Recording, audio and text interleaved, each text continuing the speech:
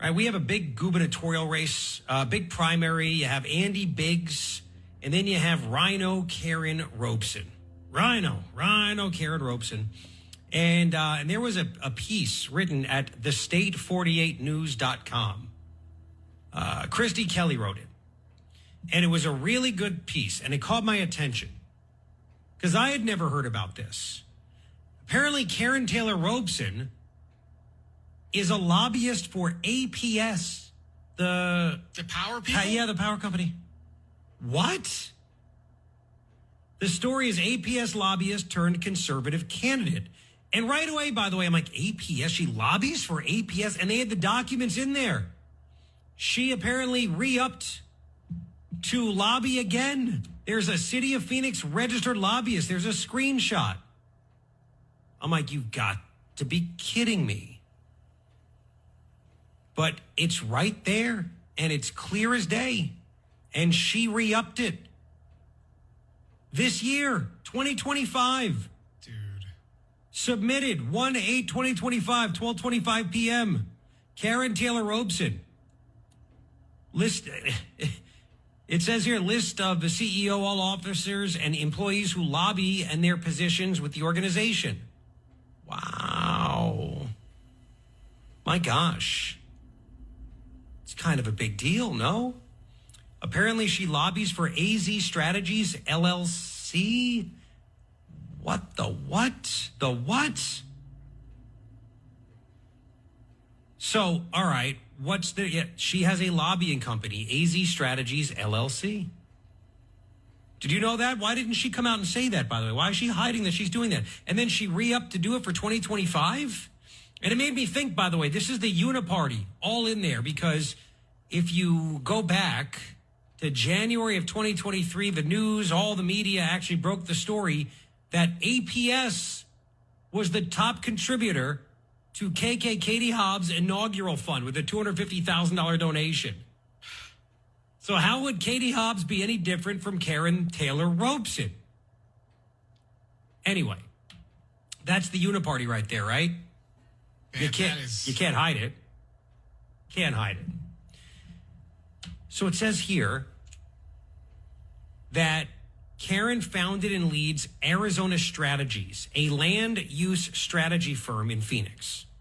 Before that, she was the executive vice president at DMV Associates, a real estate development company, and a principal at Biskind, Hunt, and Taylor. They specialize in land use and zoning law. Right, so you had all this stuff. Remember, she was also on the Arizona Board of Regents, and she did not crack down on the masking. I mean, she's a hardcore leftist. She bundled money, raised money from a bunch of people for Ruben Gallego to win a congressional seat. She's all over the place, right? Apparently, it says here, what does not appear in her widely available bios is that Robson is a paid lobbyist for APS, the state's largest utility. According to state records, she is a registered lobbyist. She's registered as a lobbyist under her firm, Arizona Strategies. And she is the firm's sole listed lobbyist. Huh. So she works for APS. Do you like your electric rates, by the way? You think they're good?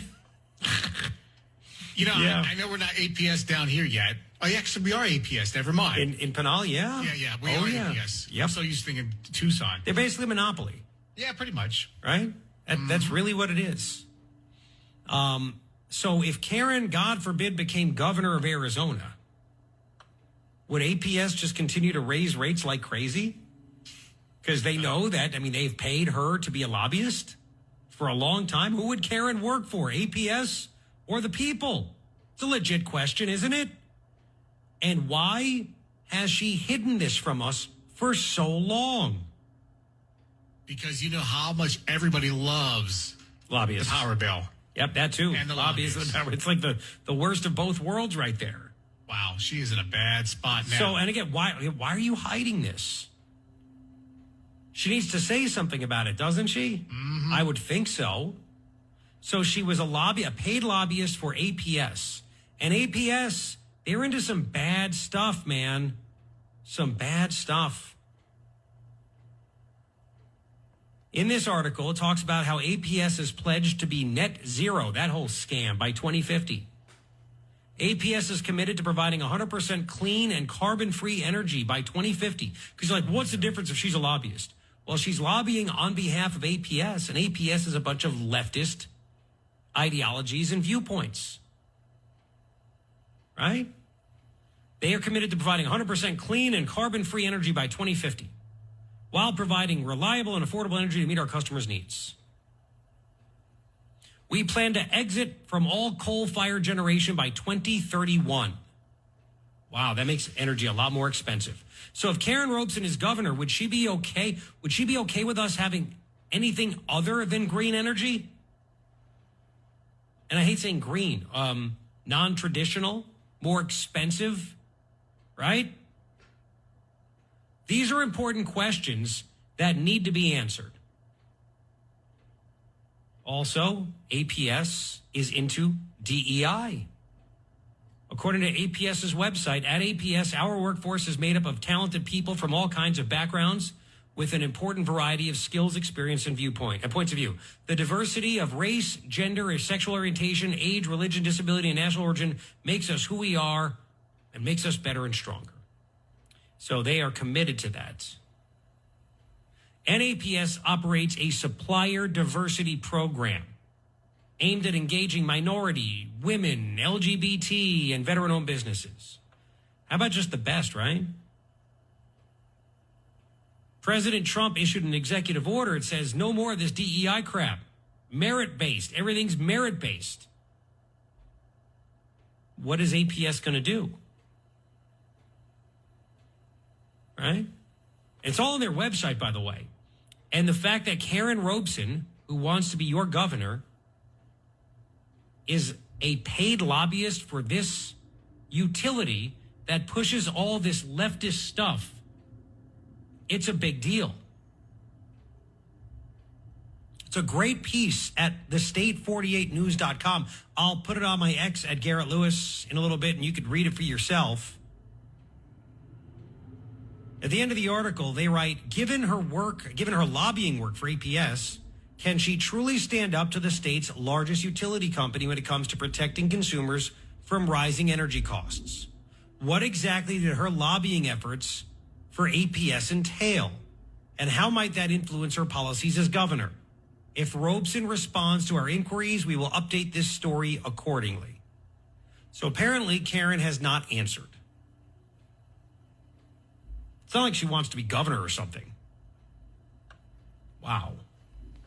I'll ask Andy Biggs. I'll get Andy Biggs on the show at some point again, and I'll ask him about this and ask him about these crazy leftist ideas and screwing us over with power. I'm pretty sure, I know he met with Lee Zeldin, I think yesterday, the day before, the EPA administrator. And they want to keep energy affordable and not go for this scam stuff.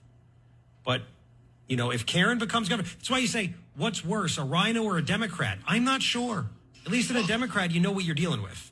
With her so far, she collects money for Ruben Gallego. Now she's doing this. She's a lobbyist for APS. Yep. What else does she have hidden? What else is she hiding? It's not. She did say Trump was a drag on the Republican Party. There is that. So, we've played that a million times, that soundbite that she said that. But again, why is she hiding this? She's a registered APS lobbyist. Would you be on the side of people or be on the side of APS? Who's paying you more? Yeah. And again, APS, man, they keep charging and raising rates, and yet all they do, they donate to Hobbs, they pay Robson to be a lobbyist. Yeah, it's a big deal. You can let me know what you think on the iHeartRadio app on the TalkBack features. If you don't have it, download it. Search Garrett Lewis, tap the microphone, and let me know exactly what you think. And Karrin is always welcome on this show. She's never wanted to come on the show. I know you might